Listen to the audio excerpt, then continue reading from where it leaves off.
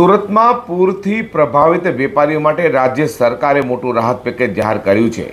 રોકડ સહાયથી લઈને લોન, વ્યાજ સહાય અને મિલકત વેરામાં રાહત સહિતના અનેક મહત્વના નિર્ણયો લેવામાં આવ્યા છે। 6 જુલાઈના ભારે વરસાદ બાદ સુરતના વેપારીઓને ભારે આર્થિક નુકસાન વેઠવું પડ્યું હતું।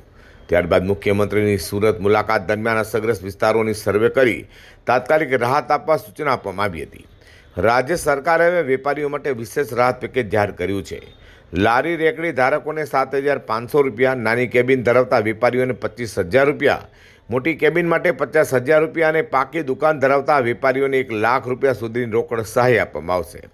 આ ઉપરાંત જીએસટી રિટર્ન ભરવા પાત્ર વેપારીઓને 30 લાખ સુધીની લોન ઉપલબ્ધ કરવામાં આવશે।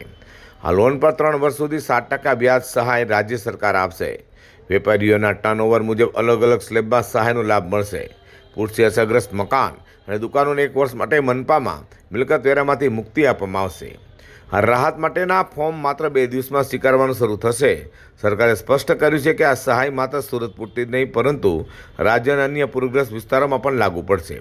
અત્યાર સુધીમાં 19,000થી વધુ લોકોને કેશ ડોલ અને ઘર વખરી સહાય ચૂકવવામાં આવી છે। તે સુરતમાં છેલ્લા 1 સપ્તાહથી 9,000થી વધુ સ્વચ્છતા કર્મચારીઓ સતત કામગીરી કરી રહી છે। રોકડ સહાય અથવા વ્યાજ સહાયમાંથી કોઈ પણ એકની પસંદગી કરવાનું રહેશે। જેવા લોકો 5 લાખથી બી અંદર જીએસટીમાં છે તેવા લોકોની બી આમાં ચિંતા કરવામાં આવી છે।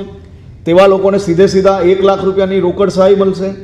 જે જીએસટીમાં ભરી રહ્યા છે એવા લોકોને આ વ્યાજ સહાયથી 5 લાખ રૂપિયા, 8 લાખ રૂપિયા અને 10 લાખ સુધીનું વ્યાજ સીધું રાજ્ય સરકાર ભરવાનો નિર્ણય લેવામાં આવ્યો છે।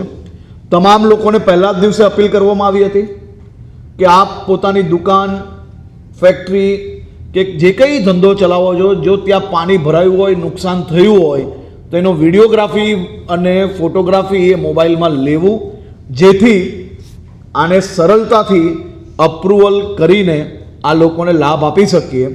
આની તાત્કાલિક કલેક્ટરશ્રીના માર્ગદર્શનમાં એની ટીમ દ્વારા આ ફોર્મ 48 કલાકમાં લેવાની શરૂઆત કરી લેવામાં આવશે અને તાત્કાલિક આ લોકોને રાહત ચૂકવવાનો બી નિર્ણય રાજ્ય સરકાર દ્વારા કરવામાં આવ્યો છે। રાજ્ય સરકારનું કહેવું છે કે પૂરગ્રસ્ત વેપારીઓને ઝડપથી ફરી વ્યવસાય શરૂ કરી શકે તે માટે રોકડ સહાય અને સસ્તી લોન બંને પ્રકારની મદદ ઉપલબ્ધ કરવામાં આવશે। હવે વેપારીઓને આ સહાય કેટલી ઝડપથી મળે છે તેના પર નજર રહેશે।